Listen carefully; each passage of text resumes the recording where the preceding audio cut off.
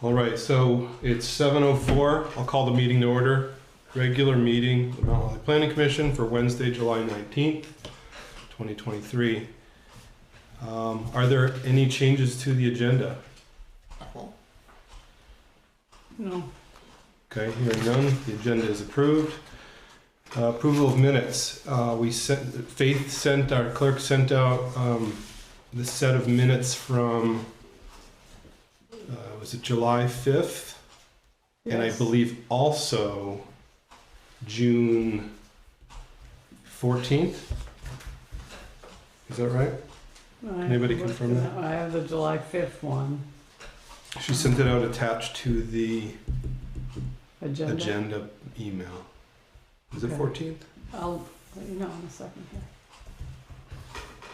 Actually, I don't see it attached. And then since... Oh, no, that was her report, sorry. Yeah, I didn't get a chance. I gotta pull up that report too.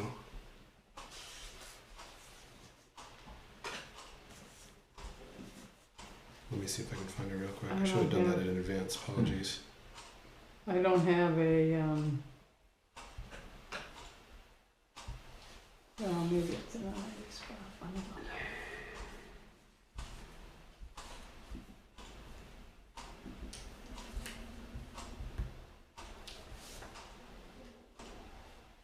It was in the. I thought it was in the agenda email.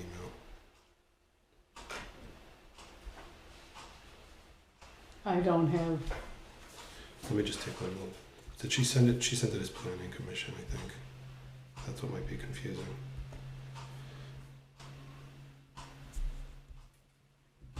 June 21st, regular meeting. So she sent out both set of minutes. Since then, Andy and I took a look and corrected, I think, 3 or 4 typos in the July 5th minutes. Should I review those? Has anybody had a chance to look at them to sufficient I detail? looked at the July 5th ones, those move approval. We'll try to do them together if we can. Is there a motion to approve both sets of minutes? What's that? I move. So move. Okay. Is there a second? Yes. Bridget seconds. Any discussion on the minutes or any changes? No. All in favor of approving both sets of minutes as distributed? Aye. Aye. Aye. Any opposed? No, you slipped in. Any opposed? There's no one else here. Minutes are approved. Thank you. I have a report from, I'm just trying to pull it up just now, a report from Faith. She's not able to be here today. So I'll just read it to you. Dear PC members, what's that? I read it. Okay, I'll read it aloud anyway for the video. Since I will not be able to attend the meeting on Wednesday, I'm noting here for your information the BCRs I have received. Going in Lobbikin. I'm not even sure that's this one. Nope. From 788 Dolly Road, north, an enclosure of carport and conversion of carport to livable space. And I assume Danny Cavoto, but Cavoto 1284 Healdville Road, replacing old house, in parentheses, double wide. I don't have those VCRs here. She must have them in her file somewhere. She goes on to say, I have also received copies of wastewater permits for patch on Summit Road for a new single-family residence, and Schaefer on 155, amended permit for replacing failed system with increased flow. So they're both here if you'd like to review. I would, but I'll do that later. Does this mean that the state is forwarding to us? How did we get these? Faith reminded Carol that she needs to, or she ought to, and we would appreciate copies every time she gets one for recording. I see. So Faith and Carol are coordinating on that, so it's nice to Good. have. So the state's been sending That's them it. all along? No, we're just getting, the town getting them when they're being filed to be recorded. Right, that's correct. And So so- a condition of the permit is that they be recorded in the land records. Oh, The clerk has been getting them all along for recording. Oh, The confusion comes where the clerk, but I think it even goes back to Sue's time. It says CC Mount Holly Planning Commission, and the assumption was that we were getting a copy, oh, and we of course were not. And I asked the state why, and they said they're not required to. So it does raise the question why they continue to write it on there. yeah. I've stopped asking certain questions when it comes to the state. It's just the state. They write the rules. It's just the state. They're going to do it that way. So there we go. That's Faith report, the administrative officer report. I only have a couple of brief things. The first is, I think it was Faith, Andy, and myself attended a VLCT training in two parts. The first for planning commissions with the general duties. I think that would be a fair description in responsibilities. And the second was two parts essentially.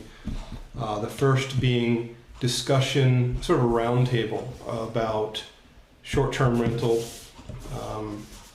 issues and regulations. And the second part of that morning was the responsibilities of a Board of Adjustment or DRB. Is that like your recollection? Okay. So I wrote down a couple of notes for the short-term rentals discussion, since it has been fairly hot topic in this area, the neighboring towns especially. There were 3 different people that were invited to speak on the subject from Woodstock, Dover, and Killington, all areas where there is a fair amount of activity with short-term rentals. They're all sort of similar to Ludlow in the sense that they're kind of resort communities, tourist communities. The Woodstock representative, I think, was an attorney, and he had a couple of good suggestions. One is that ordinance should have a clear purpose, set out findings, clearly define harms to be prevented, have a housing study as a basis to support it in court if needed, determine units that were converted to short-term rentals through the land record. So like kind of do a little bit of research ahead of time if you're trying to encourage long-term rentals or other types of housing. There was some discussion about residency requirements. Some have a requirement that someone be available within 30 minutes if needed for maintenance purposes. Require a host or property manager on site or nearby. So that kind of alleviates some of the concern of having this sort of like ghost town effect, or like who do you call for, if you have a disturbance or anything. The requirements for applicants, I guess it would be, in Woodstock is the contact info. They have meals and rooms tax and options tax. They have a registry. They have an occupancy limit. That's sort of like fire code stuff. They require a fire permit, and that's something that's, since this meeting happened, the state has, I think, put out, maybe you've heard this, the state has put out guidance saying that fire permits are in fact required for What's a short-term fire rentals. permit? Construction permits. So that one up there in the middle and the top. So building permits. So if you do a short-term rental, you're supposed to have a building permit. It has So to they have, hardwired, there's all kinds of stuff. but why would you have a building permit? It has to be safe. Essentially a commercial building. So the question was... Oh, it's not for construction, it's a permit to occupy the building that way? Both, yeah. So, But you're not constructing it. no, but in order to run it as a commercial... If you're converting a private residence to a commercial operation, Exactly. you have to, I guess, have it inspected and Yeah, get... that's what I'm understanding. So there was a little bit of a uncertainty, I guess you could say, about whether short-term rentals were commercial properties, were essentially lodging. And now the state has said yes, definitively they are. So Woodstock also, and these are sort of just ideas for any other towns wanting to do similar things, and whether they would apply to this town or not, I don't know. But so they also have a cap on the days per year that a dwelling can be used for short-term rental. So in other words, it can't be 365. It can, be some, maybe like half the year. In other words, Is it an actual prohibition, or is it just that if it exceeds a certain number, then there are additional requirements to be met? I don't remember. I didn't. They probably did answer that. I have a feeling it's a prohibition. It's that it would be in violation if it, to run the business, you have to follow these requirements. And his name was David Rugg, R-U-G-H, Rowe, I don't know, Esquire, so he's a lawyer. And he cited court cases, which I thought was kind of interesting, to back up his claims. So the next was from Dover, also at Snow, Mount Snow. They have a, similar to Ludlow, they have a very low permanent resident population. They require fire permits to be recorded in the local land records, in addition to them being approved by the state. They do not have a certificate of occupancy requirement, and they're not allowing the zoning administrator to enter the premises without permission, which I think is probably a good idea. So it'd be kind of strange to just have the ZA enter with. I guess some towns are doing that, but and so it goes on to say requires local emergency contacts to be posted in the unit. You'll have people generally from out of state who have no idea who to call, so that's a good idea. Requires one point of contact for each short-term rental to be available within 1 hour, 24/7. So that's basically an hour turnaround, whereas the Woodstock, I think, was 30 minutes, right? Yeah.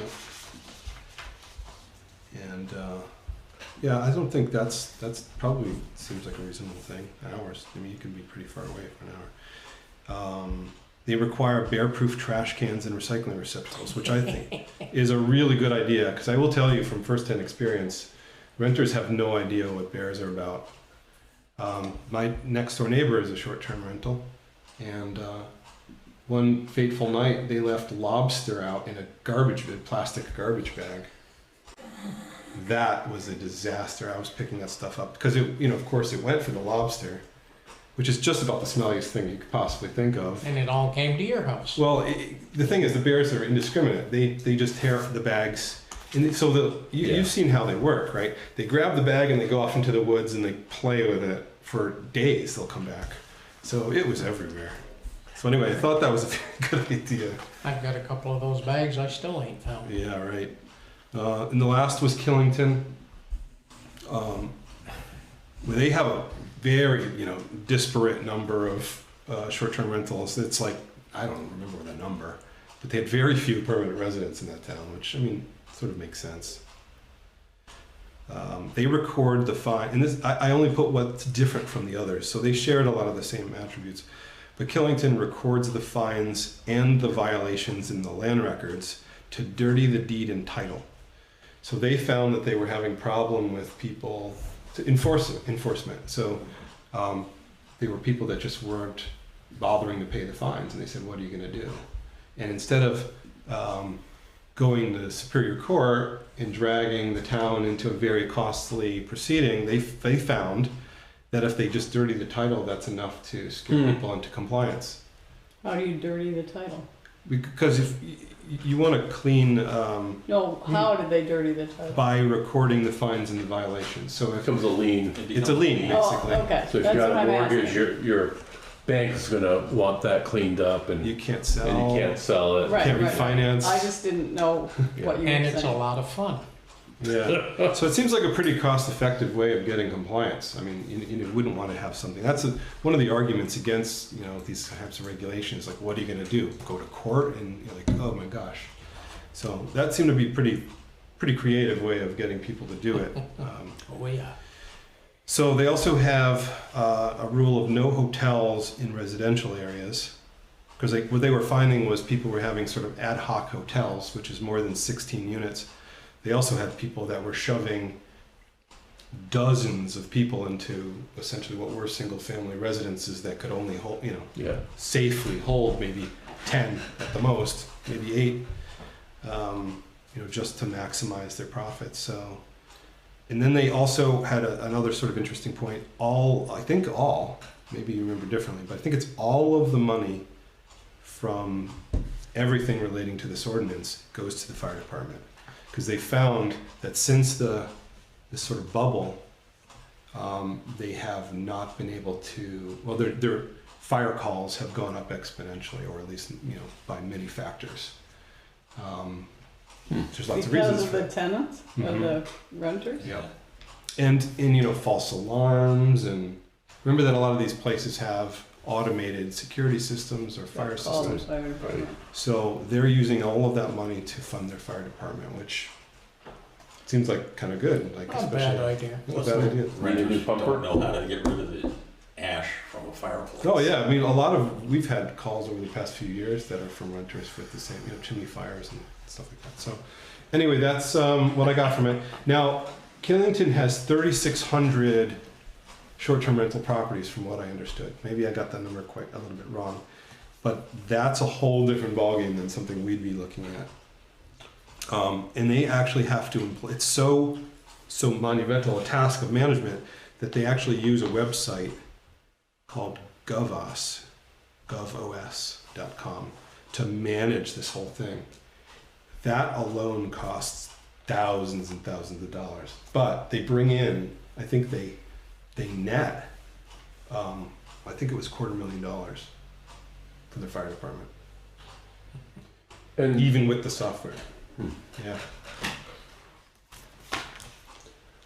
do we have any sense whether short-term rentals is becoming an issue for residents here in Mount Holly? Or is it something that's on the horizon?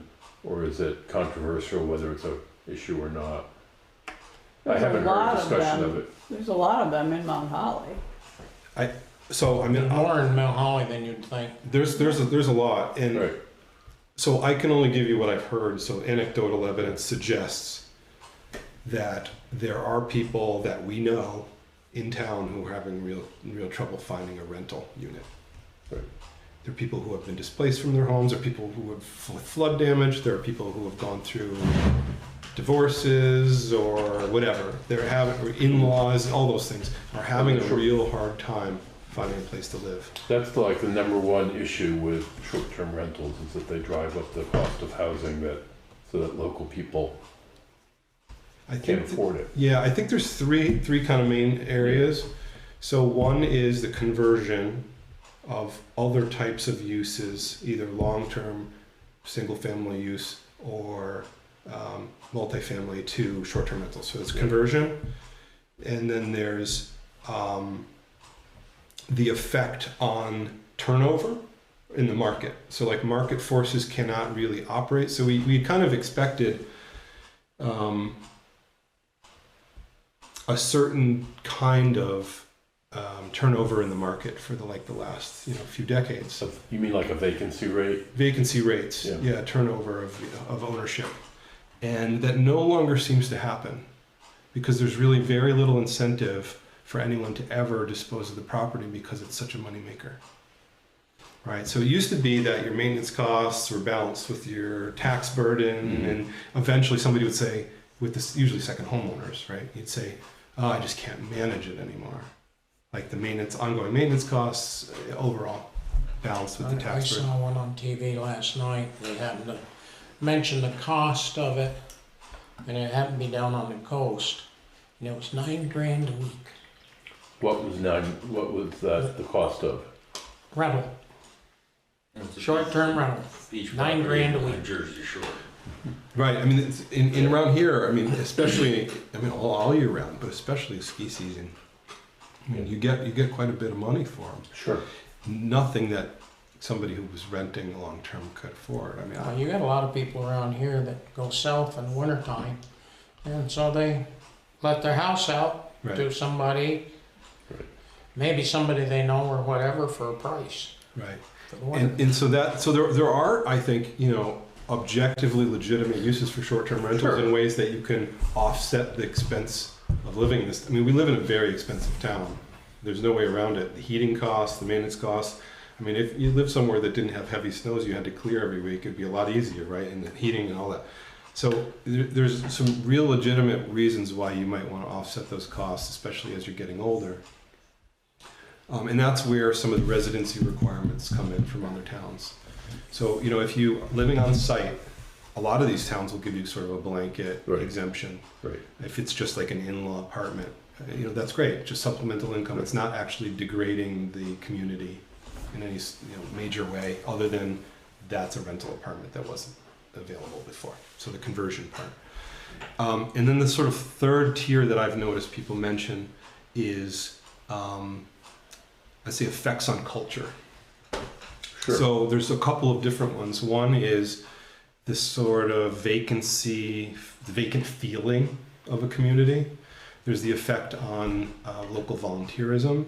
There's also sort of like the party ethic of many renters. I mean, they're on vacation, right? Right. So that's You get drunkenness and Yeah. drunk driving and misbehavior. supposedly a really big problem in Killington. I don't know if it's the same here. Well, Probably. you gotta remember how many bars Killington's got up there Right. too. Yeah.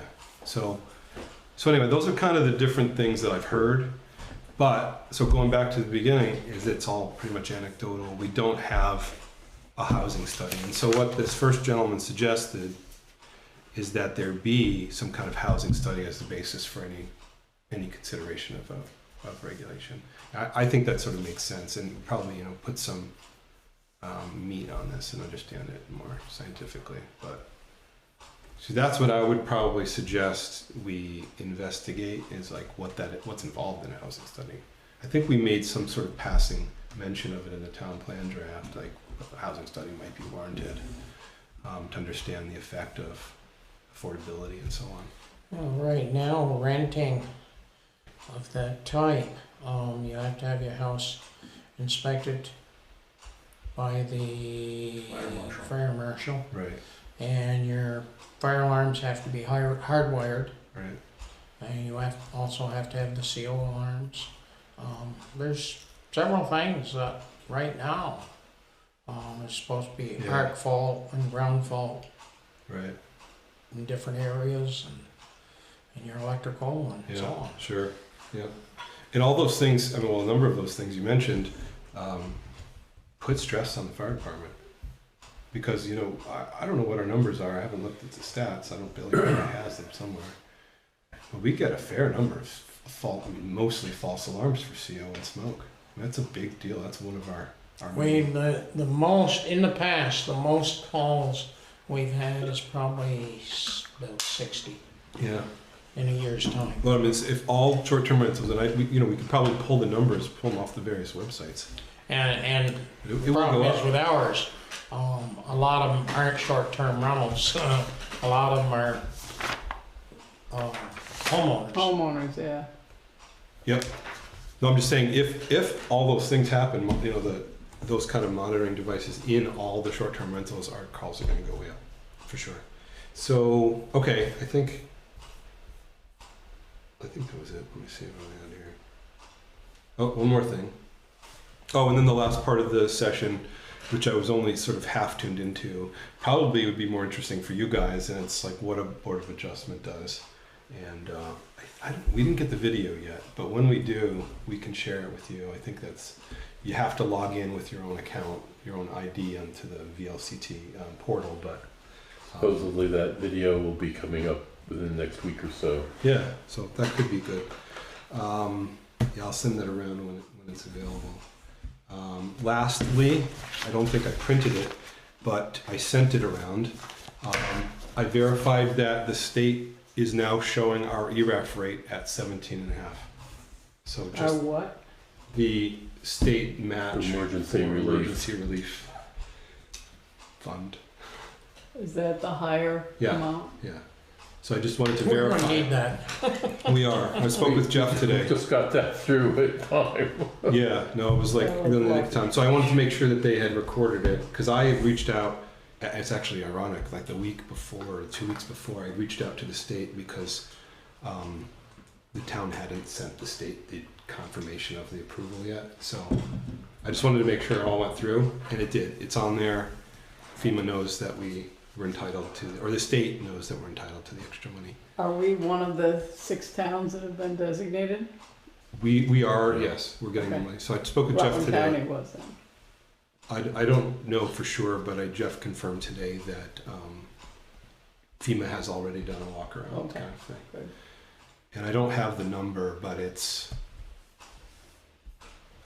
the estimate from FEMA was millions. So You know, FEMA's set up an office in Ludlow. No, they moved I mean, it for Mount already. Holly. I mean, Mount Holly. Yeah, but yeah. FEMA's set up an office in Ludlow. They left. They went to Floodbrook. Now they're going to Woodstock. Okay, well, because they just announced it yesterday. Yeah, it was on the news tonight. They were interviewing the woman. Well, they were here for 2 days and then they went elsewhere with the Red Cross and other people. And Yeah. they Well- had, and Gail's real estate office is another place where if you That's need a money, you small can go. business administration Yeah, for Which you go businesses. Right. So what I'm hoping we can do going forward, well, I guess sort of last on that is good work, everybody, because I mean that's going to just all that work. I mean, it was like a year's worth of work, but it's going to be a couple $100,000 check to the town because of what In we did. addition to what they would have gotten. Because of what we Right. passed. Yeah, so that's a pretty big deal. That's huge. Going forward, we're getting some questions here and there. Jeff's getting a few, but I think we're going to continue to get them on questions about what kinds of funding are available for various improvements or personal expenses. So I think Faith and I will work with Jeff. Jeff's got most of that information. Right now, I think the guidance is make sure you take pictures, make sure you talk to your insurance company, and make sure you talk to that 211 website or whatever it pictures, is. pictures, Lots and more pictures. Yeah, document everything. So that should be, if we get questions, that's the sort of refrain is just document, because all of the money will come in later. So that's all I got for the report. So let's move right into the main stuff, which is very brief today because I don't have a lot. Hopefully brief. Don't have any subdivisions. We did get, and I think Faith responded, I'm not entirely sure. We did get someone on Freeman Brook Road asking about a possible subdivision. I don't have much information about that. I don't know if she responded to it or not, just asking about what's involved. Up toward just past Luscious Acres, so on the just before the town line. Don't think we had anything else email wise. Oh, there was one thing in my report I forgot to mention. I totally punted on the grant. Apologies. I know you guys probably The were expecting wildlife that. corridor, yeah. So I told the select board that I couldn't do it either. We're gonna have to cut your salary. Yeah. So I talked to the state about it, so that I got that much done. That took a couple of weeks of coordinating with them, and they told me that it's so hard that, and they are applying for V-Trans. It's so hard that they are employing a contractor just for the grant application.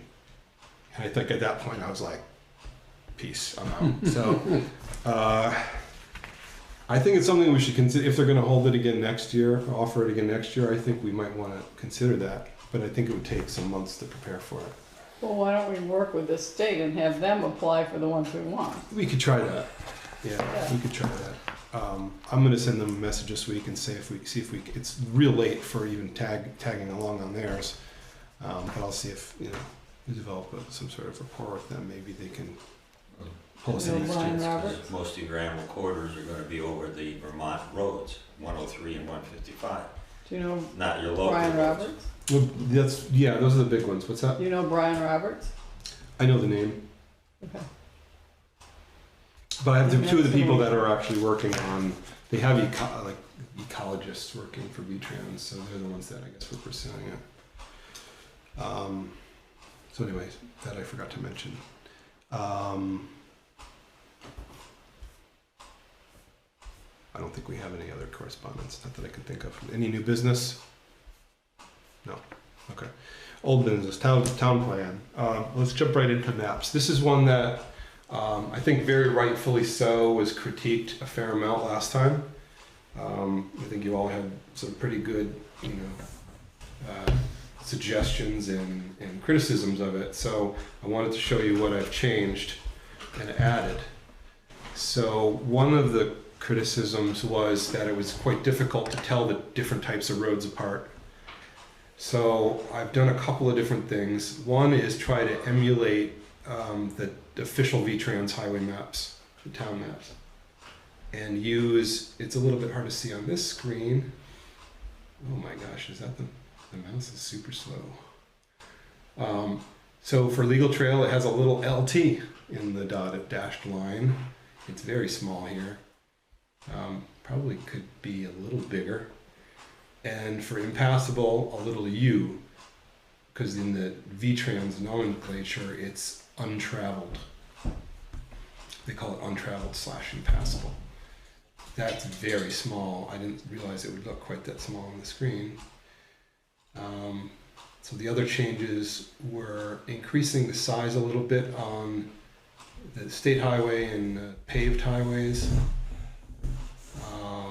Making private roads a different color, which is actually the same color as driveway but a different width. Since private roads and driveways is a very fine line between them. Some are, they sort of go back and forth, whether it's a driveway. Some kind of qualify for both. Yeah, it's exactly right. Because some start out as driveways and then turn into private roads or vice versa. Yeah. I don't remember if I had these culverts on there before. Maybe not. So this is what like a shorthand that the state highway maps use. It just means the VT culverts data. So town culverts and bridges. Triangle and circle, and then these are sort of what they call large structures.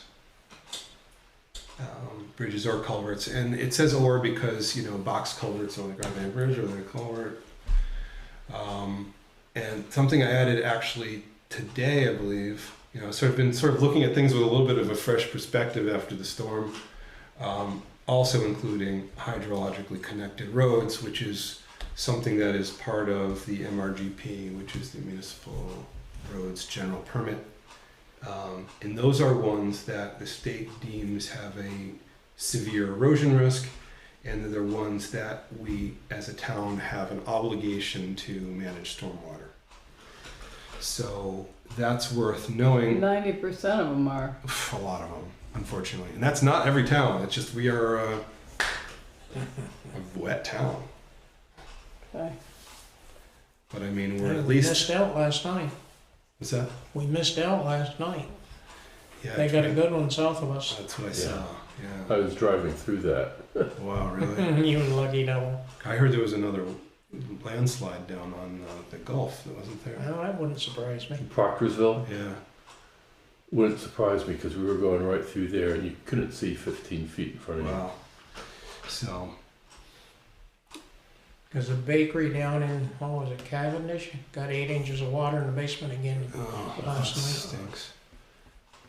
So, what we talked about briefly was putting parking on this. I didn't, because I thought it was already kind of getting crowded. And I think we had another idea to put parking on the recreation one. And, the parking for the bus stop and public parking, I mean, there's already 2 bus stops down here at Harry, so you can't really see anything else anyway. Yeah, It's getting crowded that's there. fine. And they're not really well designated parking areas anyways, Right. so. Most people don't even know they're there. Right. So, what do you think about those changes? I mean, I can show you where they come into play. That was just the legend. So here's one area of the untraveled or impassable part of Stewart Road. Right there. That's a lot better, a lot easier Easier to to see. see? Yeah, Okay. And it, maybe could be a little bigger for the letter, huh? Well, it's different enough so that you look for something. Yeah, these are, again, these are 36 by 24 inch posters. So hopefully at that resolution, you can see it. And you can see the culverts in practice here, the circles and Where? these cyan, I guess you'd call that color, light Oh. blue, So each of those circles? is a town culvert. Okay. Yeah, so you know, you kind of get a sense of the monumental task of maintaining a road system. I mean, all of the hydrologically connected roads the state requires proper ditching. And I mean, this is the stuff that actually influences storm damage, right? So it's the size of the culverts, the state of the culverts, the quality of the roadside ditching. It's like that's kind of what this is capturing, is that there's, you know, potentially dozens and dozens of culverts to keep track of. So Jeff and Bovey and the road crew, and to a smaller extent us. I mean, it's quite a big task. So the only legal trail on here so far is actually in Wallingford, and this was a question we had last time as we were talking about Carrera Camp Road and whether or not it was discontinued or whatever. So it actually is a legal trail. So actually in Mount Holly, we do have a legal trail at Buttermilk Falls. However, right now I'm using purely state data for this. It's just the same as what the state uses. I didn't want to start adding or changing anything yet. But we do know that oops, what happened there? We do know that there is a road missing. Road or trail? Legal trail. Yeah. They're using the term road very loosely, I guess. That right here, it's designated as a driveway, just in the E911. Driveways are not really tracked. I'm not seeing where your pointer is. So on the far Oh, I right. see. Yeah. Yeah. So the colors aren't really showing up all that well, but there is a little line here, and that is a legal trail. We know it is, and we know that unfortunately there's a bridge at the end of it. So we're gonna try to figure out whether we can get that added to the state's information too. The legal trail is definitely interesting to have. I don't know. So did you say that's a road that's not on what map? Any map, really. It's on this one. No, it's only shown here as a driveway. Right there. But, okay. So you're saying that indicates private? Right. The driveways aren't really tracked or regulated by the state at all. Our town highway map shows nothing there. Oh, okay. And we know for sure we have a legal trail there. And I think it's important that we, express our ownership. What's the status of the Healdville Trail up Okemo? I mean, that's a trail.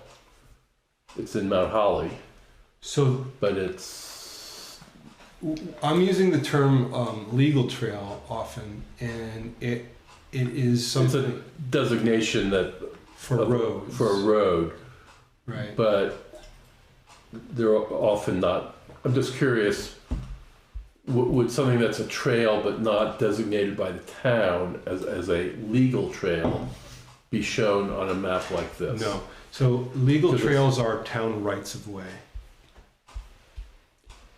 So the squiggle up, The town owns them, Right. right? oh But wait, what's the one at the Healdville Trail then? Is that the snowmobile trail or what? You've got a There's squiggle. You've got a line there. that is a state forest highway.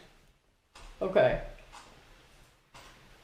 So the town, at least today, although it wasn't always the case, has no ownership of roads in this area whatsoever.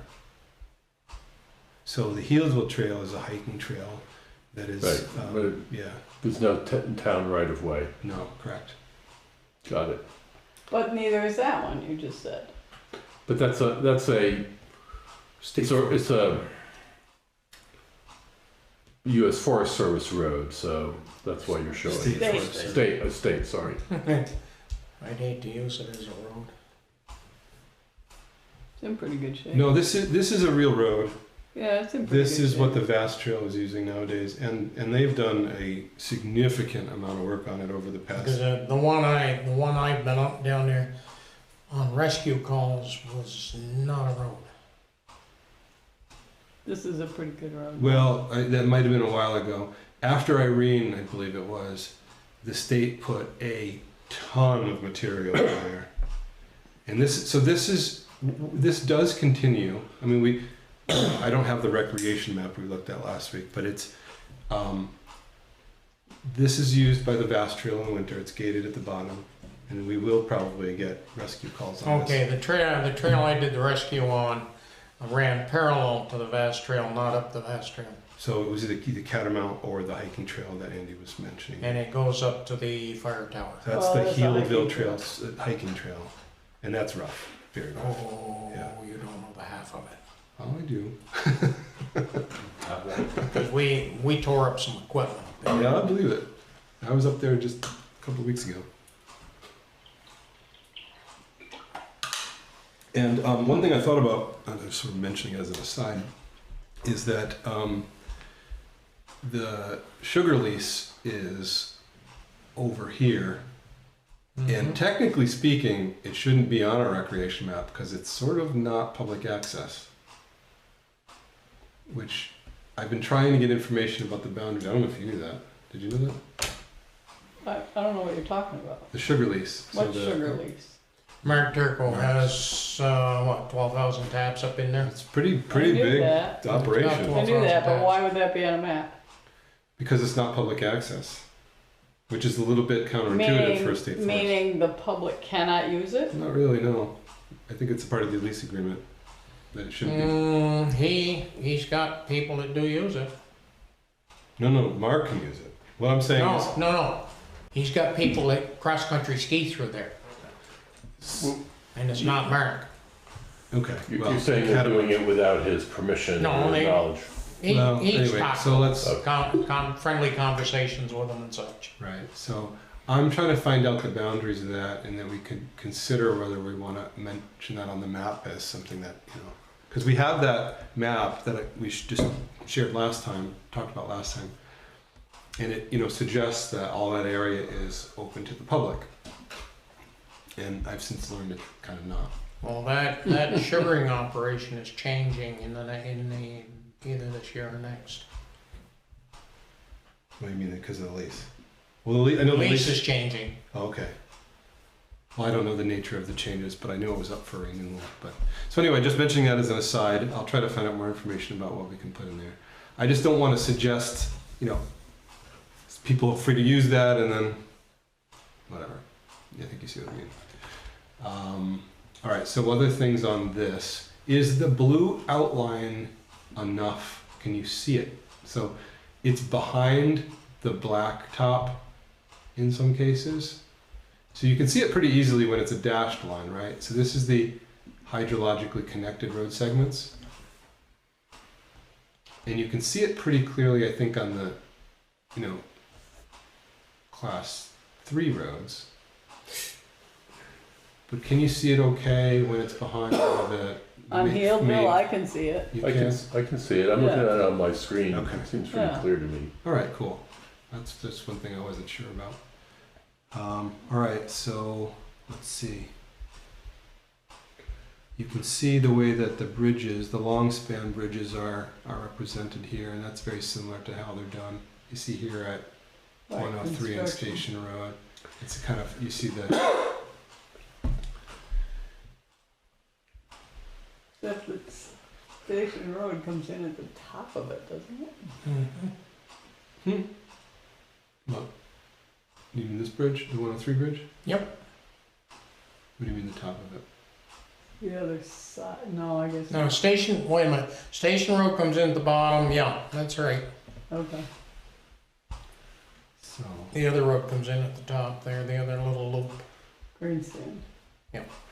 so the other thing I'll mention is that I had a discussion with Andy about this just the other day. I think it was the other day. I lost track. And also Dave Martin about whether or not, how do I get it up top here? About whether or not this section of Sawyer Hill is class 3 or 4. And seems to be recollection that it was converted to class 4, but I need to get some confirmation. See, I have no personal recollection of that happening. I do recollect people telling me that it had happened. And Dave said the same. I would suspect it's class 4, because the town doesn't maintain it in the winter. Except, Wayne Taylor maintains it for Yes. his own private use. I know, but there's what made me start rethinking what I had thought to be the case was back when we did a forest legacy project up there, and the town's consent was required. The town said they'd consent as long as we agreed that if the town ever wanted to widen that stretch of road, they could. And that led me to think that it may be that the reason that it's not plowed is not because it's class 4 and they don't have to, but because it's too narrow for them to be able to plow it. And that they wanted the right to widen the road so that they could plow it if anyone ever thought that was desirable. And I do know, I mean, it's sort of plausible because I do know that one of the reasons that it's not plowed is the width. Is the what? The width? Yeah. But whether or not that's Yeah. the chicken or the egg, Yeah. you know, I don't know. But I'll share with you that Dave Martin's recollection,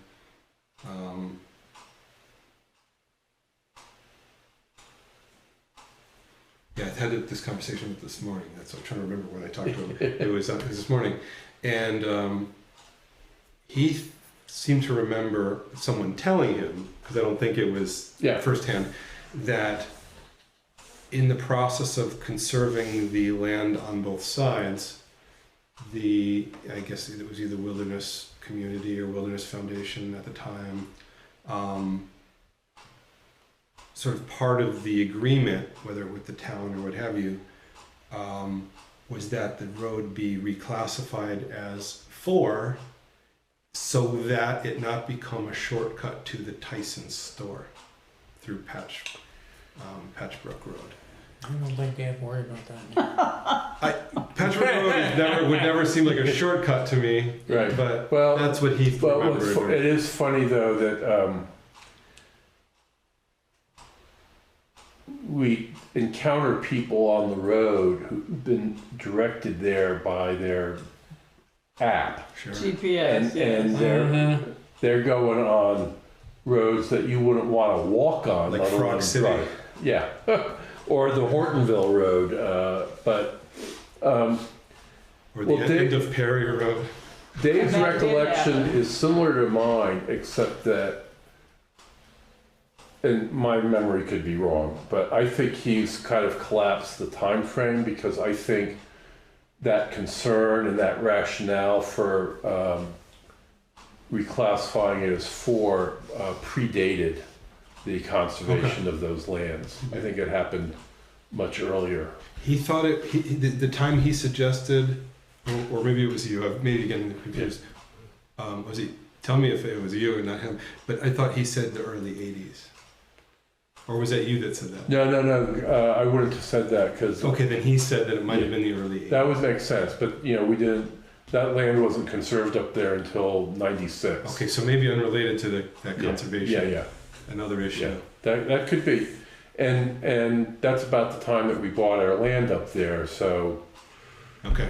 that all makes sense, but So I think it means yet again we got to start digging into some the proceedings book and the land records and see if we can dig something out. Because I've asked Jeff. I don't think he's had a time to read my mail yet. But I'm surprised right now Jeff's got time to read his own name. I know. Yeah. Well, I talked to him today for an hour or so, but we didn't get You into. talk for an hour or so? Yeah. You were lucky you got 5 minutes. Well, we got a lot of things going on. So, So I have a question. Why are the roads that are not open listed as hydrologically connected? okay, Which say that means again the for me. town. Well, you said hydrologically connected roads meant that the town had to maintain them. No. So I the mean, they're at risk of erosion, right? primarily that, yeah. So there are requirements in our municipal roads general permit, which is their state stuff, that's obligates us for certain types of maintenance and repair to roads that are hydrologically connected that are different from ones that are not. Now, if it's a road that we have no maintenance obligations for, it's sort of a little bit of a moot point, I think, whether it's hydrologically connected or not. That's my question. Yeah, so which Why one? is it listed Which as one? Well, as an example, Healdville Road between north and south. Healdville. Or, I'm sorry, Hedgehog Hill. Oh, Hedgehog. Yeah, parts of Yale Road or The Yeah. goat path? I mean, there's the Frank Lloyd Road, there's a bunch of them. Quite a bunch of them. Yeah. And why Well, would Lord we- Road, yeah, I mean, I don't know if that's even, Why would Yale Road have this hydrologically connected stuff on it? I don't know. So does that come from a state map? And that might be another good argument to make it a legal trail. Because so one thing, let's take a step back. So even when it's untraveled or impassable, if it's a class 4 road, remember that the town is still obligated to maintain it. And that's sort of one of the arguments to move things into legal trail status, is only then do we get out of requirements.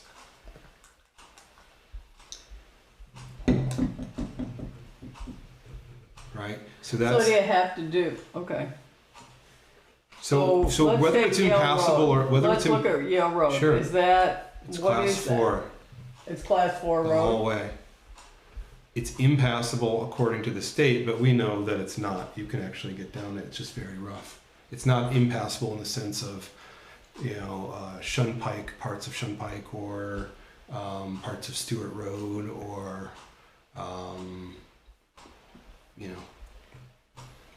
Yeah, because I've been through there. it's used for recreational purposes. It's kept open by Yale Forestry. I mean, there's lots of reasons for it. I actually don't know. So take a look at the other ones. Branch Brook Road past Don Eatman's house. I think that's probably not passable. But you thought there was still a bridge there. I don't know. There's a bridge way out in the wood. I'm sorry, which road are you looking at the moment? He was looking at Branch Brook The Road. end of Branch Brook here up the hill to Flanders. I mean, I don't know what the state of that is. I mean, I think the town could probably lose that and not shed a tear. But it's just like these impassable roads. I think there are reasons why moving them to legal trail status sort of makes sense to me. You don't have to do anything to them anymore. So What is this town highway just above Plough Farm? above meaning, Up the hill from. oh, that's, you know what that is, don't you? That's the Unterman Road. That's a public road? Yeah. Really? Oh yeah. He made sure of it. Huh? He made sure of it. That Well, stuff. he didn't put in it. No, he made sure it was made. So never sunsetted. So Oh, that is his access to the land that's for sale. That little stub, this right here is what you're talking about, right? yeah. It doesn't go very far. No, it doesn't. It's goes far enough. It's Healdville. It's old Healdville. Oh, I know where it is. Okay, yeah. Yeah, and there's the bridge The other over part of that. The bridge over that drainage is railroad iron, railroad steel tracks. That's the girders, if you will. The I-beams are railroad track. Now, there's one that goes through there somewhere, right in that exact area that goes through and connects up onto Frost Hill Road. Because it goes right through past Ted Hall's house. Well, so there's an old, road or, barway or whatever you want to call it, sort of, that goes right through Plough Farm. But he's sort of collapsed it now. It's now at the stone wall. But you know the one I'm talking about. If you're going up the hill, if you look over in his pasture on the right hand side, there's a line of trees, and that used to be a road Above the when you go past the house. just past the house up the hill. Yeah, there's a row of trees, and that used to be a road, and that went up to like the back of It goes up to the back fields up there. right where it used to be. And then now the back Francis fields, it was a Tarl's. connector that went over through to Frost Hill Road. Yeah. It went right by Ted Hall's house. Well, I know you mean connected to Wine connected shops. to Tier, kind of, right? It's- Okay. More like to Well, Tier no, Road, right? it connects to, go to that spot. Cause Stevie Flanders had a log landing right on, down on the end of it. So see the driveway that goes out straight at the end of Frost Hill and then curves at the Mhm. last second? Yeah, That's it. right. That's the wine shops. No. Yeah, Yeah, Tier. So the whole bunch of culverts there on a dashed line. That goes out to the wine shop family, Oh, right? I was Over- talking about the orange, that one up above. Oh, this one? Yeah, that's Ted Hall's house. Yeah. Oh, okay. Well, I don't know that one, but that's over by Toronto and Egan too. yeah, it's over by Danny's. Right? Mhm. Yeah, he's before the, I don't know Hall exactly, but so one thing, That another sort of driveway. thing that we don't have yet, and I don't know exactly how to get it, is I don't know where and who maintains the list of private roads, but we have a number of new private roads. This is one of them, Okemo View Lane.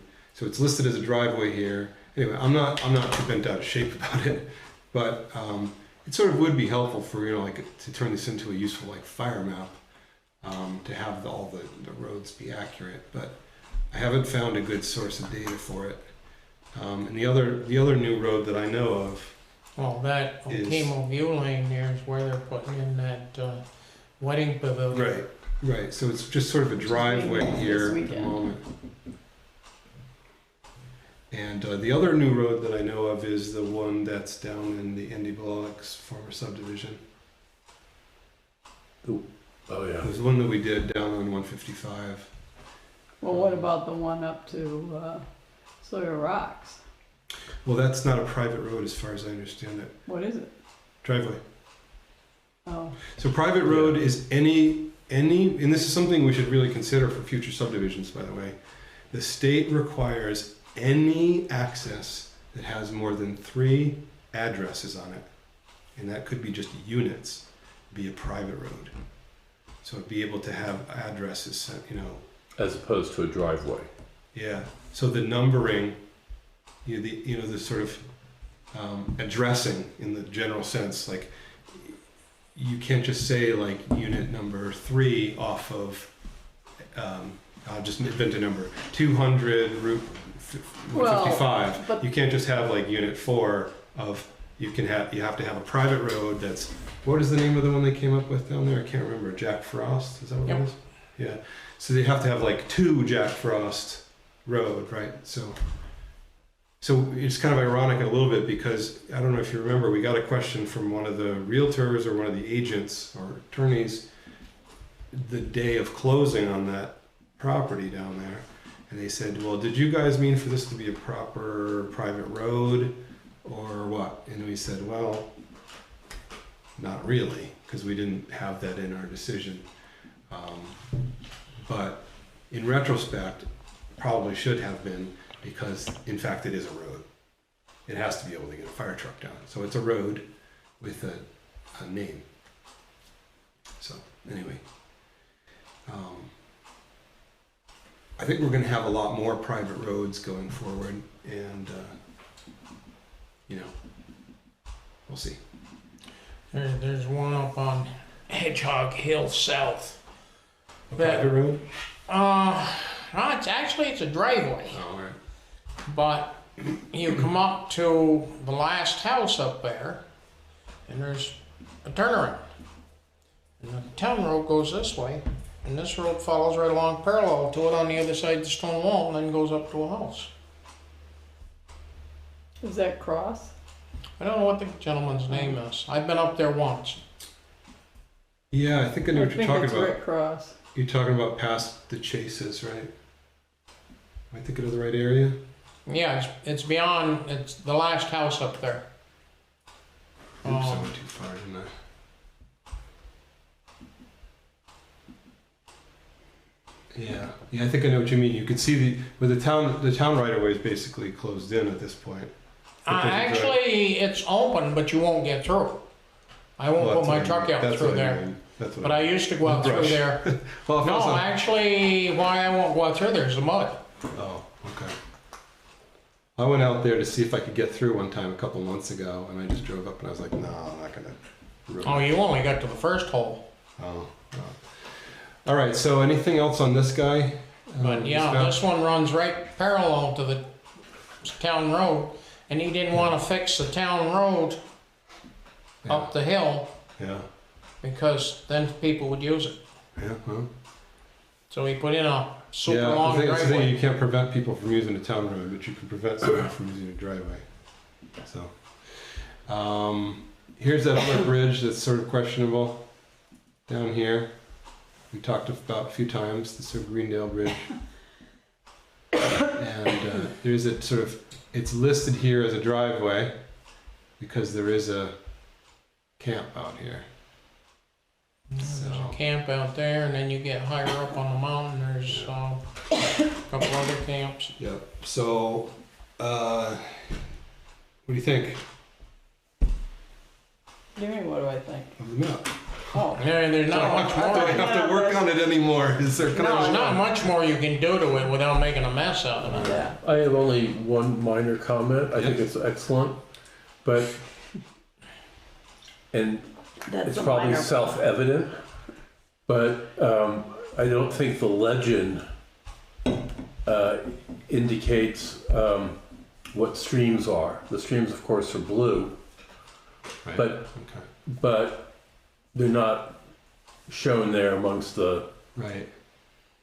Okay. Add streams to the legend, or take streams off the map. Add them to the legend. I would add them to the legend. Okay. They need to be on the map. That's a real. Well, I think because we have the culverts and stuff. Right. Right, exactly. Yeah, I mean, you it may take not be streams, necessary, but I just sort of noticed that I was assuming all the blue lines were streams, and I went to look and it didn't say. So, Right. Okay. Yeah. At first glance, maybe. I mean, it's a lot clearer on my screen than up there. On my Yeah. screen, the blue is so different that from the black that yeah, But up there, for some reason, everything gets kind of smushed together. well, tends to probably blend has, a little bit. probably has something to do with the reflection of the light on it. Okay. So. I don't know. No, that's cool. I can do that. That's an easy one to fix. Anything else? No, it looks good. I chuckle. The stream that comes up through that on the map there's marked as Mill River, but you look in the fish and game books and you don't find it. Oh, I don't know. What does that mean? That's what I'd like to know. What's that mean? Well, the Mill River is a really tricky one because, and there was a hydromorphic study done of Mill River, but the really tricky thing about Mill River is, which one is it? So, like if you look at the White River, for example, that's up north, they name the branches. So it'll be like branch 1 of the White River, branch 2, and so on. Mill River, we've never done that.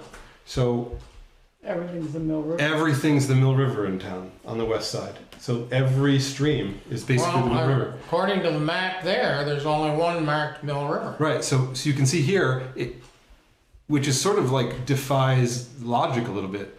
The headwaters of the Mill River is up here on Hedgehog Hill Road. not the actual hill, but Hedgehog Hill Road. And, you know, naively, you In might, reality, it's atop of Western Mountain. well, you'd naively think that this is the headwater over here, this, you know, the wetland here up on 155, because that's the kind of farthest it goes. And, you know, in some places they show the Mill River coming up here along Tarbleville. So, you know, it's kind of like every single one of these streams is the Mill River, so it's one of these. Well, the one What do coming you do? down through Tarbleville at the bottom of the hill there is part of Mill River. Well, that's the thing. But Part of, the but- one that goes up to the dam isn't. It's a Oh. part of it, but it's not Mill River. Well, they're all part of it. And so it's been variously called Mill Brook. I mean, you remember that, like, that's kind of where the But mill, you don't the find mill any of was. that. You don't find any of that in the fishing book. Yeah, I don't So know. how do you look up the rules for fishing it? I don't know. I ain't figured that one out either. But so I'm going to throw another one at you. Okay, so we're pretty, at least understand that this is Mill River down here, right? Mill River, yeah. I mean, because it's sort of, most of the tributaries have merged. Okay, well then what's this? What's this right over here? It's also Mill River. No, well, actually, that's listed as Mill Brook. I see Millbrook just as often as the one that comes out of Star Lake. So it's, you know, Yeah, what can you do and with it's- names? But And there's there's Millbrook Lane, mhm. which is on this side, not on the, anyway, so what can you do? I throw up my hands. I don't care. Well, I'm just using I'd what the just like state to know has. how to look them up Yeah, so no, that I can legally fish, Yeah, I know. you know, without getting into too much trouble. Right. Well, you've got a attorney on retainer, just give him a quarter. But the bigger question, so, is for some of the other ones. So this little stream right out the door, I've seen on maps called Smith Brook. Mhm. But is that the actual name? It's really hard to know. And the one I've heard people refer to this one that goes up to Perry's as Colebrook. Have you heard that too? I haven't heard that one. The one You that heard goes that up by my house is Fowler Brook. Yeah, that one. Those are named streams. And that one goes clear through to the top of the mountain Yeah. over in Wallingford. But Up to yes, Wallingford Pond. names are hard. But like this is a fairly substantial stream, the one that goes up to Perry Road, and as far as I know, it doesn't have an official name. So, what can you do? All right. So, anything else Which, on I'm sorry, which stream was that you were looking at? that I It was goes up just? through the Perry Farm. I'll show you. It's a pretty substantial stream that comes into what I might call the north branch of Mill Brook or Mill River. This one here. Okay. And there's a pretty substantial, although not modern, bridge there. And goes all the way up here. And there's a massive wetlands, right? Right. In fact, they probably should be shown. Yeah, it's, there's a, like you say, massive wetlands right So, There used to be there on a the lake. Perry Farm. yeah, so I mean, I think maybe I need to make another note here because there should be a giant wetland right here that's not showing up. Well, how are wetlands showing up anywhere? Well, I have, what, you want the technical answer? I have No, an I- emergent wetlands layer here, that's this stuff, but it's not, okay, I'm just gonna make a note. I gotta revisit what wetlands are shown because it's sort of implying that's, The pinkish purple is wetlands? no, the sort of, you can't see it on this screen. You have to look on yours. I am. If you look very closely, you can see there's like reeds and rushes in the background of areas. I see it now. Sorry, Yeah. but you're right. You really have to look closely. You do have to strain a little bit. That is very faint. But it's not shown at all where you'd expect it to be, both for the flats and for the giant wetland complex up near Hortonville. All right, Because so, Costa's driveway's right on the other side of that wetland. so overall comments on wetlands. So we need to add rivers to legend and add or check what wetlands. Put in bigger reeds. Yeah, bigger reeds. They actually were bigger and I made them smaller. Or so maybe just darker. darker for sure. Yeah. All right, cool. Good suggestions. So I've started almost all of the other ones at this point. I spent a huge amount of time on the future land use one because there's no ready-made data for it. Like this one, I could just download the roads, and you can't even really go parcel by parcel because like some are half, or. So hopefully, fingers crossed, by the next meeting. I mean, we don't have too many meetings left, so fingers crossed by the next meeting I'll have a handful of them because I hopefully can make the final strides on those in the next few weeks. As long as more disasters don't happen in the meantime. Well, and don't listen to the weather Well, forecast that for Friday. my daughter's antibiotic treatment is over this week, so hopefully that'll be behind us. So, all right, so let me go back to, with the little bit of time we have remaining, that actually took longer than I expected, so good thing we did only have one map. I don't know if it makes sense to go to the Google Doc or not, but we had, maybe it does, because we have our historian here too. So let me stop sharing this and pull up the... What's the Google Doc? So it just added a few more things to the text that we didn't have before. I think I can just pop this reduce share. System window. Town plan. All right, cool. So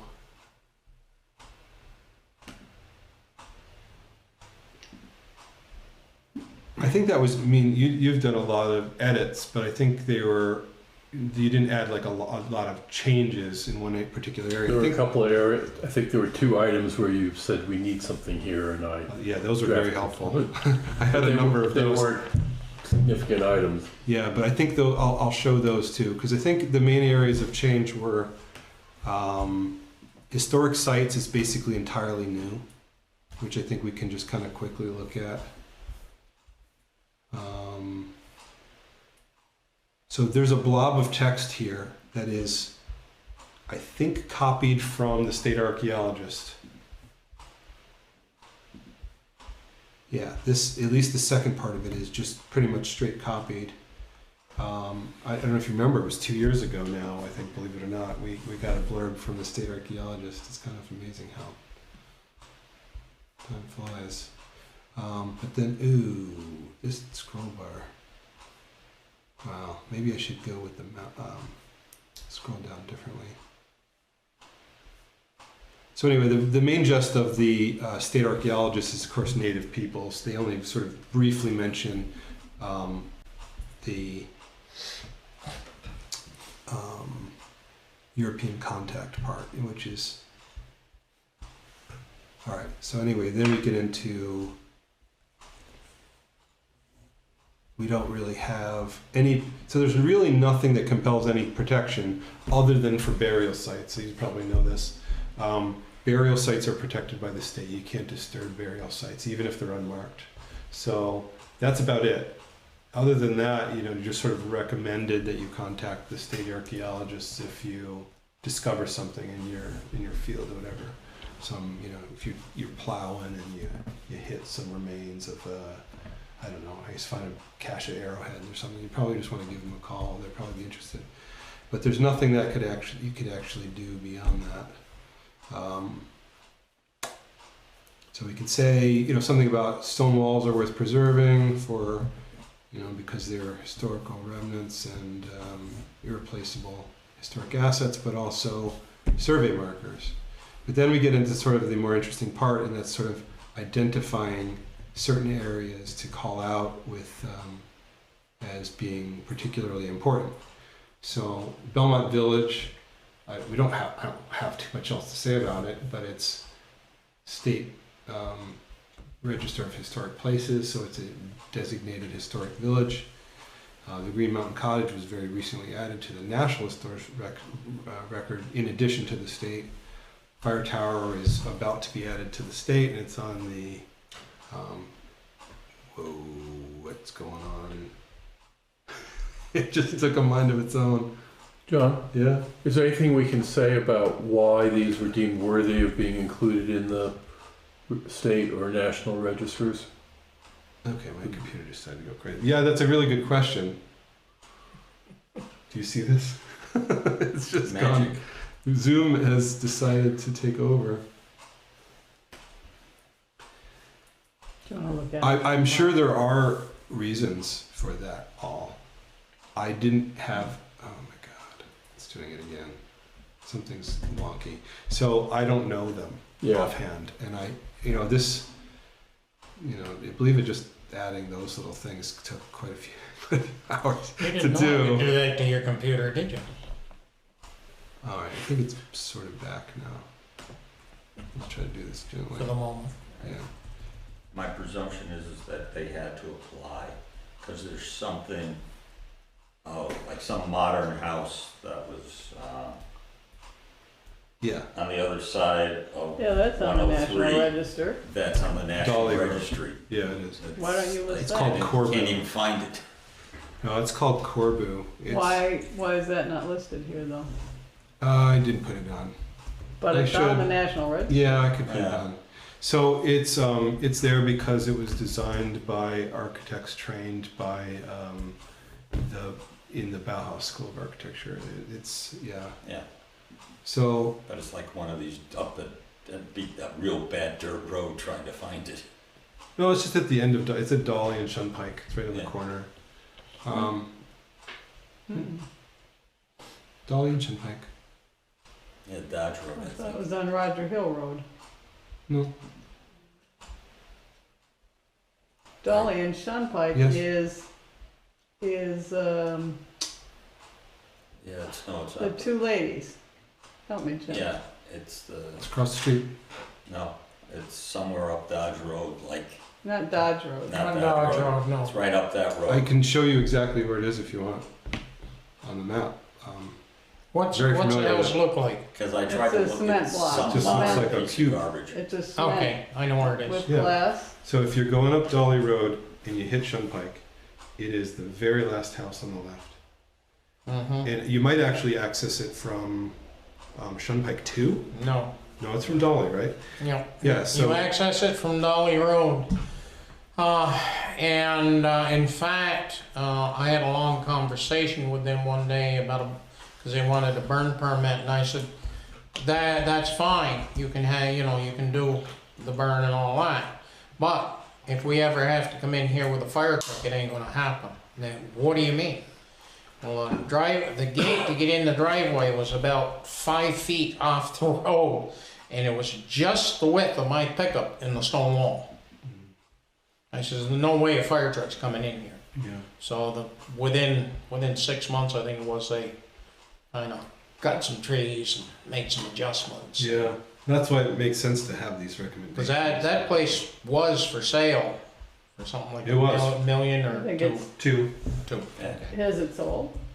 not that I know of. No. I don't know. But it was also the major property across the road from it too. So it was a big land sale. Oh yeah, it was a huge, because where the big power line crosses down on Russellville Road there, it goes clear down to there.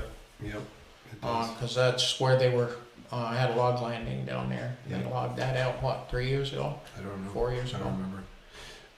So I could add that back in. I didn't put it on here, but it's true. It is on the National Registry, which is it shares with Crowley, of course, and the Green Mountain Cottage was recently added. And I have the document with the application and the approval, so I do have all the information from Green Mountain Cottage. And probably reading the Corbu one, you can get all the information for that. I guess I could add that one in pretty easily. So the state registry stuff, I don't always have the supporting documentation for. I think the village is just, it's rare to have so many different homes on the registry in one place. There's only a handful of places in the village that aren't in the state registry. And actually, ironically, the blacksmith shop is one of them. It's actually not on the registry because of supposedly some modifications that were made to it, which I thought was, yeah, isn't that interesting? It was excluded on purpose. It's strange because I'm not aware of modifications. I'm aware of a lot of different uses. Yeah, I don't know. I can show you this. Apothecary, print, yeah. Right. I was sort of shocked when I saw it. I was like, oh, that seems like the one that kind of definitely would be on, but maybe you could add a blurb about how many homes in the village are on it too. Yeah, because actually right there by the blacksmith shop, there's a mill dam. Well, the remnants of it, yeah. Actually, we've used it to stop a oil leak up in the village. Oh yeah. Well, it's creative. There's a what? For crying out loud, I don't know how many of these is. Where? Mill dam. Oh, yeah, that's the one that just broke apart. Did it break in the storm? The concrete, if you're looking It's at it pretty shady to downstream, the begin with. right-hand side went, You know, I'm not surprised. I mean, it got tilted and it's now a bigger opening for the stream than there was before. well, it got hit pretty hard. Oh, yeah. And then, other than structures, have a sort of blurb here about sort of like the railroad history, centered around the Summit Cut. We have that sign up on 103 for the railroad history too. We're just sort of mentioning the few things that are kind of most noteworthy: the mammoth and the meeting of the trains, and then a much more significant detail about the Crown Point Road, which is largely from what Dennis sent us. Mm-hmm. And there's a number of markers. Remember, he pointed them out. Yeah. So they're listed on here too. So, so it's a little bit heavy on Crown Point Road. It may be light on the others, but so are there other things? So I got a note here for Ed. Now that gentleman that was injured building the railroad up through, where did that actually happen? That's down in Cutting. Cavendish. Okay. Cavendish. Because I've heard stories about it happened up here in Mount Holly. And I just... Well, they were doing a very similar activity here.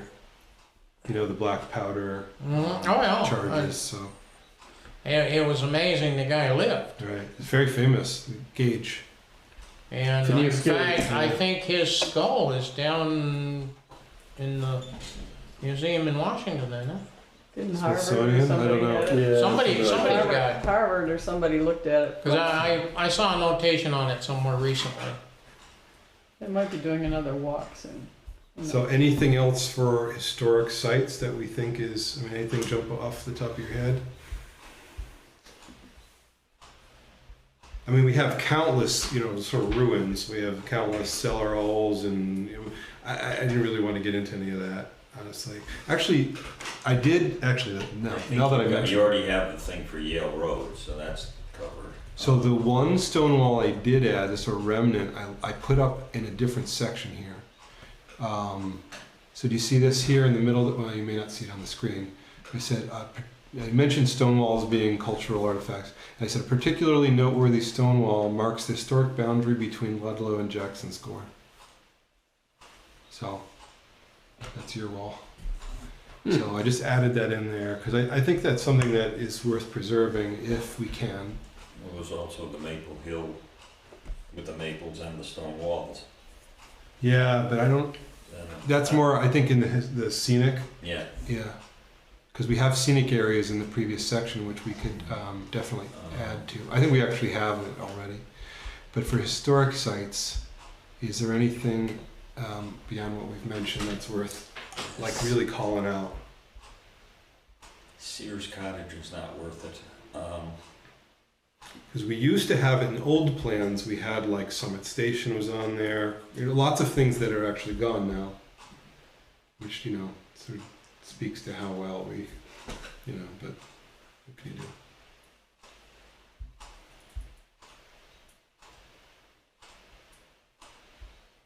Now, like I said, there's really countless. There's dozens and dozens of historic homes around town, but I don't really want to. Well, it's amazing how many Sears houses there are around. Yeah. Came out of the Sears and Roebuck catalog. Right. I see you have it over there, right? At the museum. In the front front porch, basically. Cause I've got one next door to me. What do you think, Andy? You think there's anything we could add?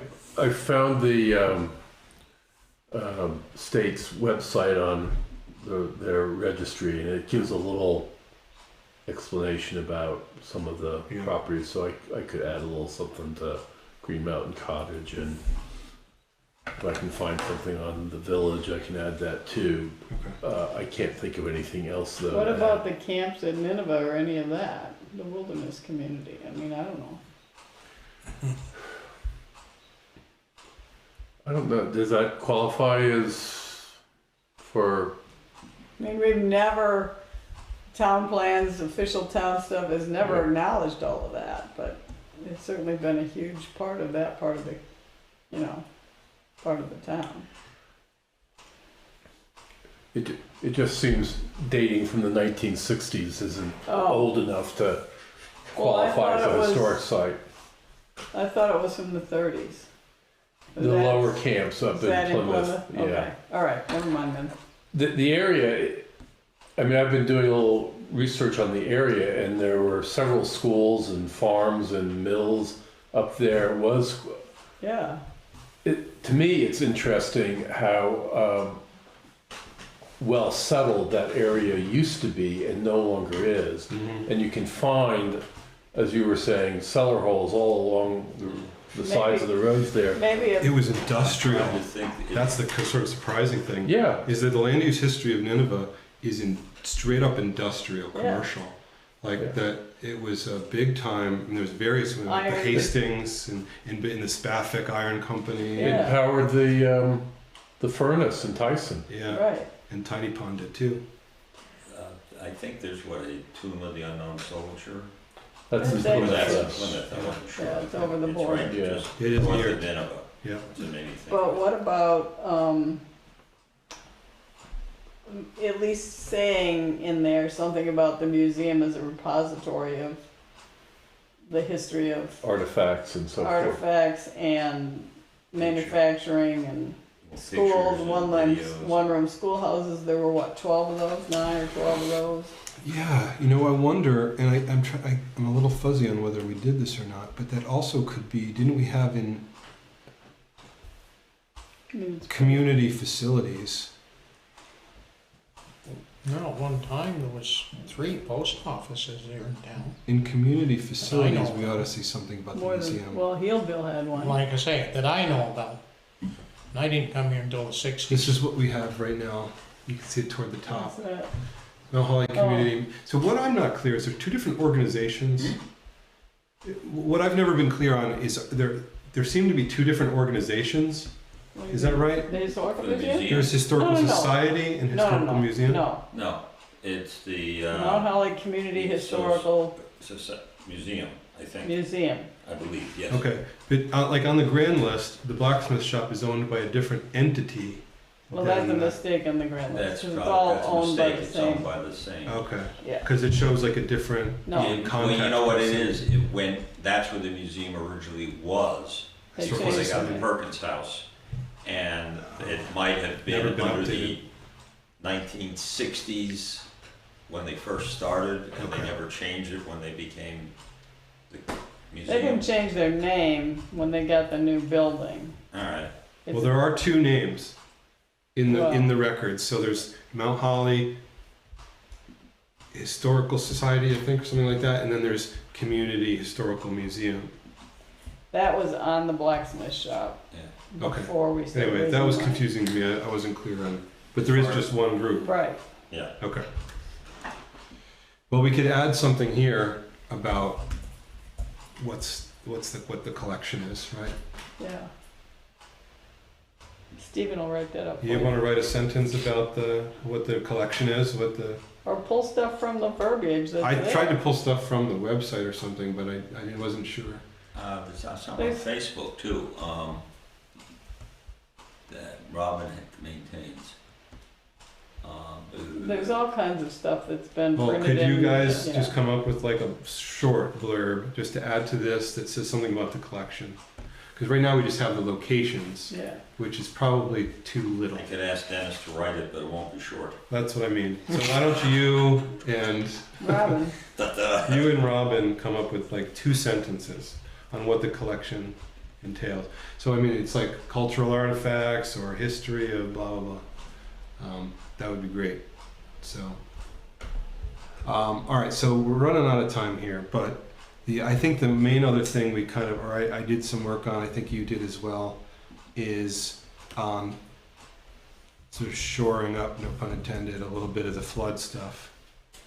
So maybe we can just briefly go through that. what page is that on? Where was that? That was in flood resilience.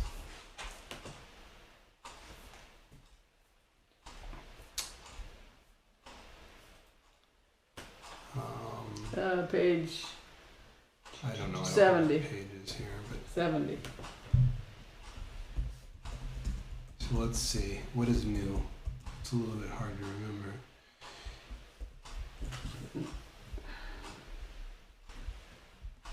So a little bit more information about the local hazard mitigation plan. And so this is worth mentioning to you all. This is new. And I think, in my opinion, it's like, well, I added it, but I think it's a very good idea. Where's the sentence I'm referring to? The Mount Holly Local Hazard Mitigation Plan, as most recently adopted, is incorporated into this plan by reference and provides more information about flood and erosion hazards in town. So that was recommended that we do that. It's actually in the flood hazard, I'm sorry, not flood hazard, it's in the local hazard mitigation plan that it suggests that we do that. So there are a number of action items in that plan that could become then action items for the town plan. Wait, where are you with that? And here I have more. I was making errors and inconsistencies about capitalizing town. I think I was driving Andy crazy. I gotta go back and correct all those. Lowercase, right? That's where we're going. Okay. Like every time I would do it, it would like, I think I would get it wrong. I would like forgot which one we decided on. Yeah, see, there's a whole bunch of them here. But anyways.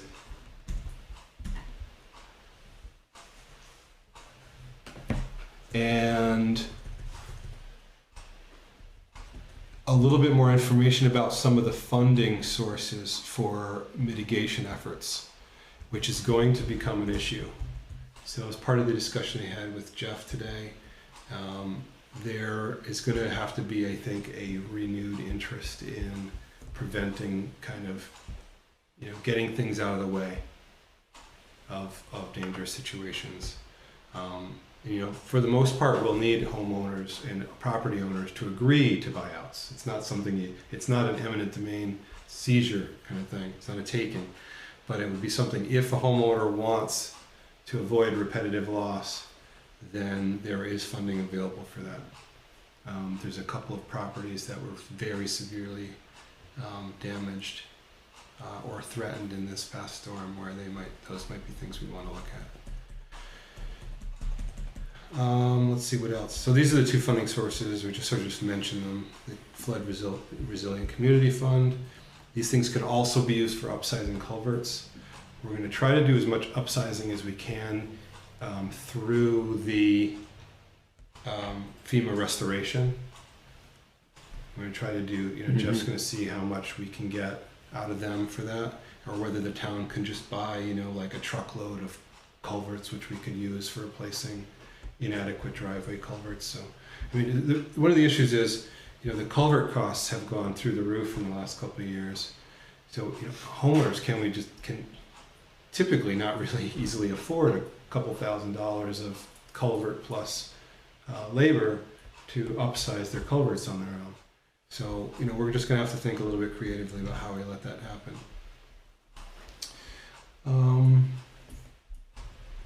Let's see. I think that's most of it in flood resilience. We have a couple of placeholders here. Yeah, so here's another one here in the yellow. Like, we just need to add some information about, my informal survey driving around town is a lot of the damage occurred where culverts were inadequate or stormwater system was inadequate, or maybe the ditches were full or whatever. Well, a lot of it, brush, trees, or whatever got into the culvert, and so Yeah. consequently, Right. it had to go somewhere. Right. So that's why, trimming trees and all that debris removal is a kind of a bigger deal. Okay, so that's flood resilience. Not a whole lot of really juicy stuff there, but the last thing I think we have time for is in emergency management. There's a little bit more there, I think. Were there any other areas that we had more substantial changes that you remember? Not that I can recall. Right. And so the other thing, besides this, I guess, that I can think of is by the time we're probably done with this, we will probably also have, or nearly have, a Belmont plan from the municipal planning grant.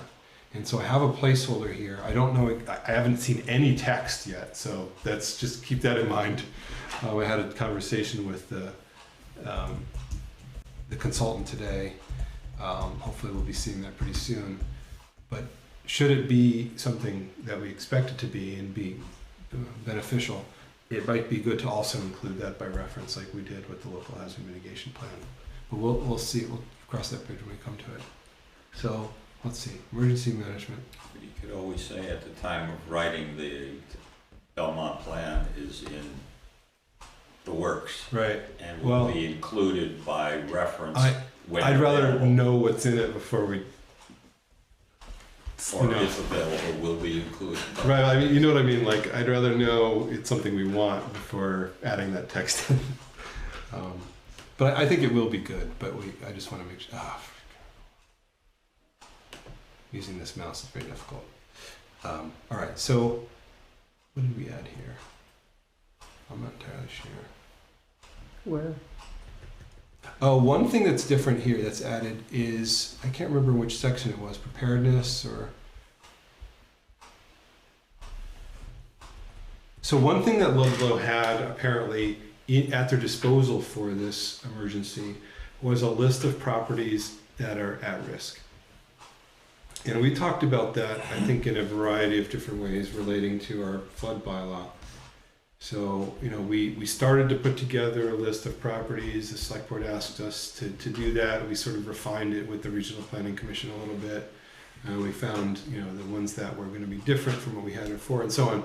But I think we at least have the start of putting together an inventory that could be used in a disaster to, I don't know, for instance, send out a warning or start an evacuation or evaluate damages afterwards.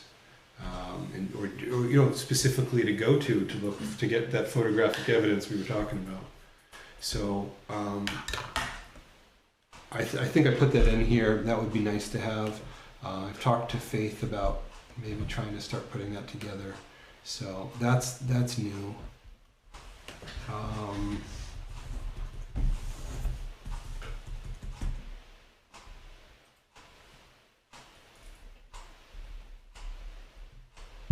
And maybe even incorporating it into the emergency management plan.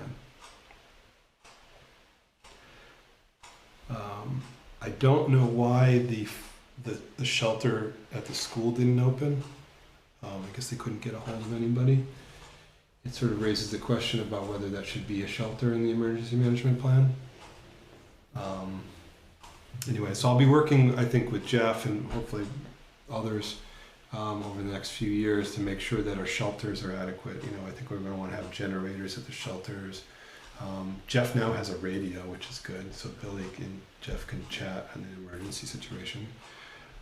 So anyway, so I think we, we'll be, by the end of this, we'll be better off for the next one. And I mean, unfortunately, will be more. So, I don't know, is there anything else we should talk about before we close up shop here? It's a little bit hard to go through all of the various changes because there's been, thank you to Andy for working many nights trying to clean up mistakes and adding lots of better text to what I had. And, only marginally better in a few places. It's looking pretty good, I think. yeah, I think we're getting there. And so I think, see, there it goes again. What the heck? Gremlins. Uh-huh. I'm not touching it. Look at it, it's just going.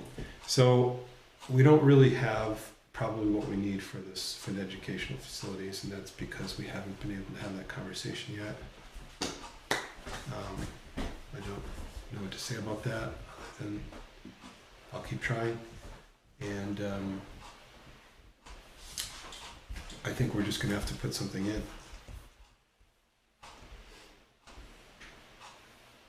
Sound good? We'll figure something out. I mean, I think there's members of the school board who are willing to talk to us, and Liz is, I believe she's the treasurer for the school board, something like that.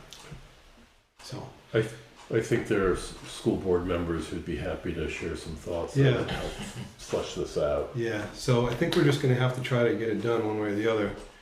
We've tried to involve as many people as we can overall, so. I think we're sort of on the final path here. So are there things that we haven't, they're like the missing, we have blind spots here that we haven't considered, and I want like 11th hour, kind of like, oh shit. Oh, I'm sure moments. we'll find We'll some. find some stuff, but is there anything that we haven't discussed that you kind of had in the back of your mind? Wait a minute, maybe we should. No? No is a good answer, by the way. Happy with that. Just thought I'd ask. All right, so anything for tonight before we close it up? No, not that. All right. I think we didn't have anything else. Public comments? No? Nobody on Zoom? All right. Peter, do you have a public comment? Great meeting, guys. Thank you, Peter. Upcoming meetings. So let's stick with the plan and do our. Where you live to the plan. I don't know if there's a reason to. All right. Stick with the usual, and it's going to August be what, 7th? 2nd, right? the 2nd of August at 7, and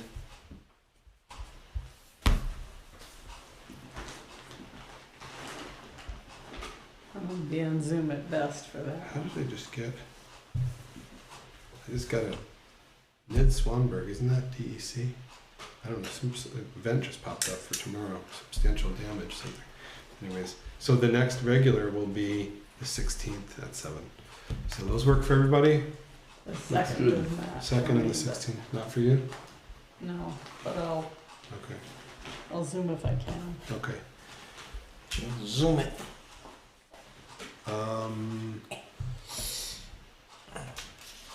And I think, once we get to the next regular meeting, we'll have a better idea on what we're looking for in terms of a hearing. You had a conflict, didn't you? Or maybe it was Jeff. Somebody had a conflict with the September meeting. I'm gonna be away, starting the 16th, or, Of September. no, sorry, the 12th, whatever that, Wednesday is. The 13th of September, approximately. Yeah, Okay. So we might be, at this point, we might be looking for October, which kind of gives us a little breathing room anyway. I think that still gives us enough time if we can do October for us, November for Select Board, Regional Planning Commission. I think they meet in December, although they may not. It gets tight, but I think we can pull it off. So it seems very tight to try to do a September hearing, given that we don't have a final draft yet. October seems good Yeah. at this point.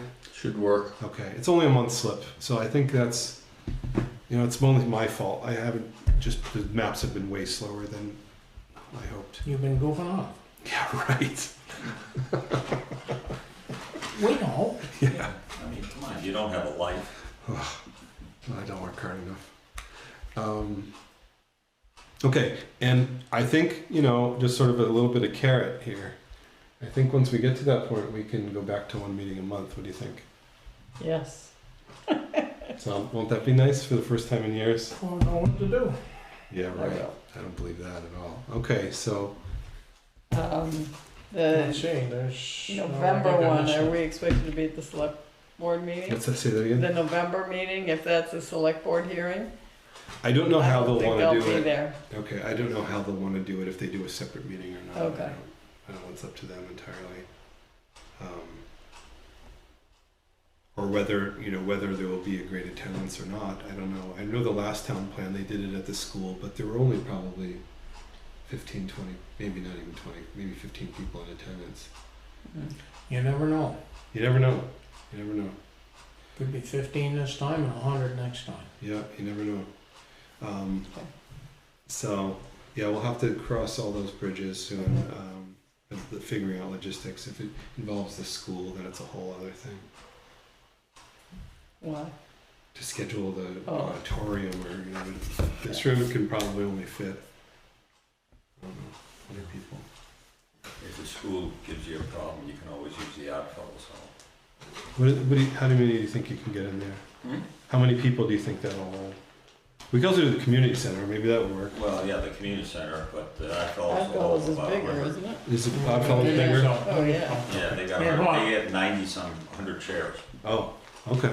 You know, I mean, now it's a little less if you use tables, but if you just line the chairs. Okay, so that's definitely bigger. The community Oh, center yeah. only has probably like 25 chairs, maybe 30. You get really upset with somebody. You're that's falling talking, away. you know, if you used even the tables for the dinners, we're Right. looking at Okay, somewhere around 80. Yeah. yeah. Parking's a little better here. Yeah. But I'm just- yeah, no, it's a good. backup plan. No, it's a good It's idea. It's a good idea for sure, because I don't think the town Or if office. it's not a lot of people. The you can downside set it better. of not using the town office, of course, is that we miss out on that, but I don't know. We'll figure it out. All right, I think we're done, guys. 8:51, meeting is adjourned. Thank you so much. Thank you. Thank you. I thought it was Production services by Okemo Valley TV.